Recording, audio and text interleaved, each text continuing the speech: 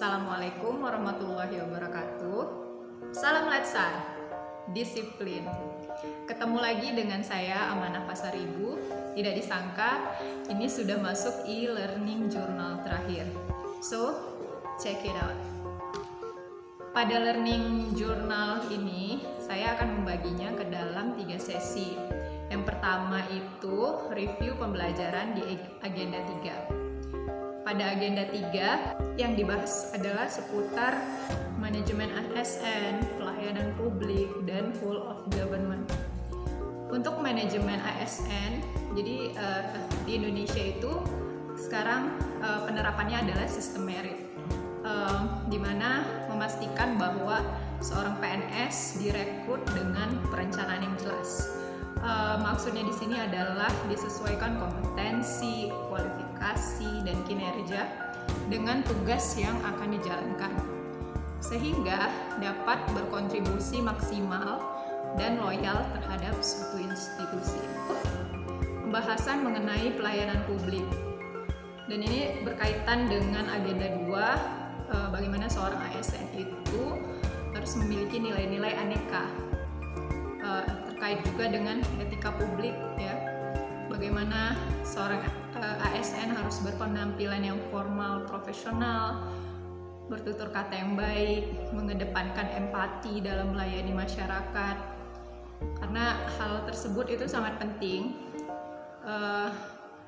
Bagaimana si ASN ini harus peduli dengan membantu menyelesaikan permasalahan masyarakat, bukan hanya ingin sekedar menunaikan tugasnya.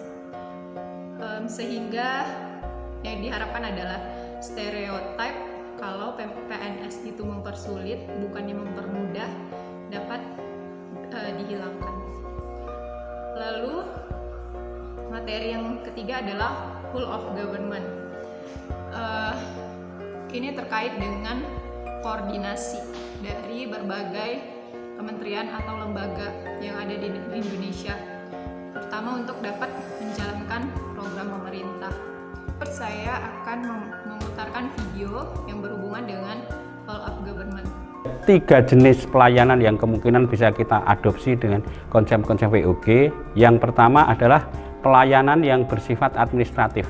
Coba Anda bayangkan kalau pelayanan KTP, data-data itu sudah terintegrasi oleh pemerintah, kemungkinan KTP itu bisa diintegrasikan dengan SIM bisa diintegrasikan dengan kartu kredit, kartu debit, paspor, dan sebagainya. Nah, suatu saat mudah-mudahan kita pada kondisi seperti itu, penyatuan pelayanan seperti itu, dan sangat-sangat integrasi dan bisa terkoordinasi satu dengan sama lain. Pada saat diperlukan tidak perlu bikin fotokopi, hard copy, dan sebagainya yang terus terang agak kurang efisien dan kadang-kadang mahal, sangat tidak ekonomis.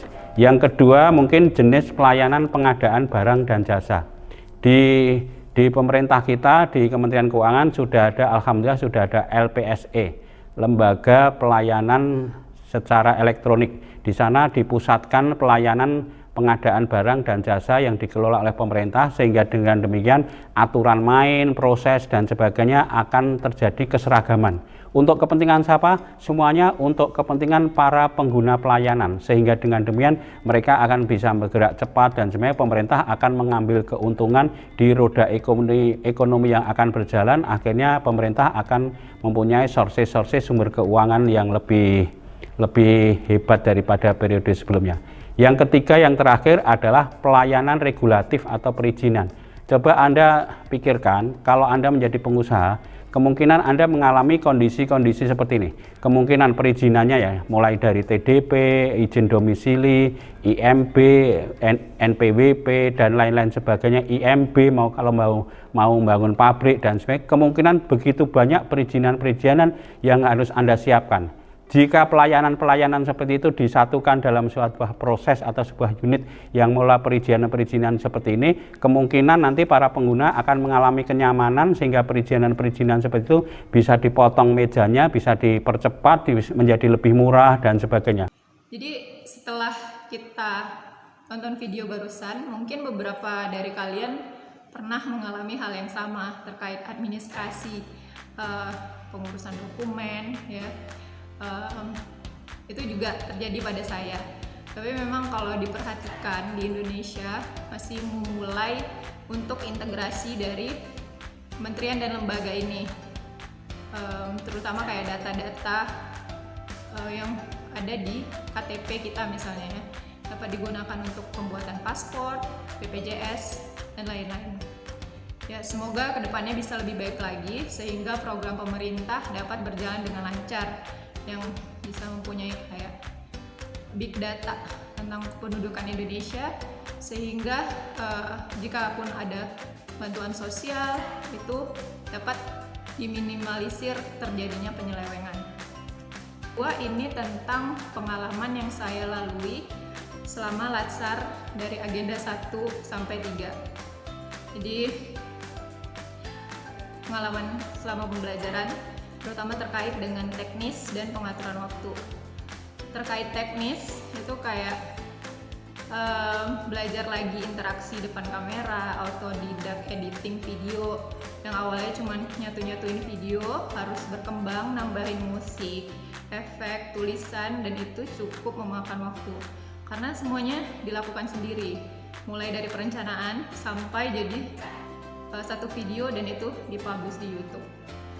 Lalu terkait pengaturan waktu untuk mengerjakan tugas, karena tugas yang diberikan itu kejar-kejaran, jadi ada 2 macam tugas, ada tugas kelompok dan tugas individu.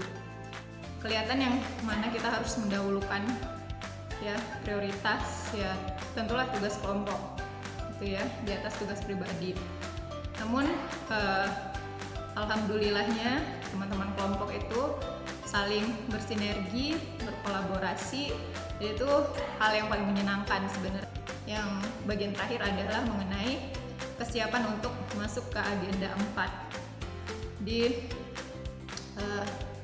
Semangat untuk agenda 4. Agenda 4 ini merupakan aktualisasi dari yang sudah kita pelajari dari agenda 1, 2, dan 3 pada unit kerja kita masing-masing, dan itu infonya dalam 2 bulan itu kita terapkan di unit kerja kita. Jadi bagaimana kita juga harus selalu menjaga komunikasi dan berdiskusi dengan mentor dan coach. Saya rasa itu saja. Salam Latsar, disiplin. Assalamualaikum warahmatullahi wabarakatuh.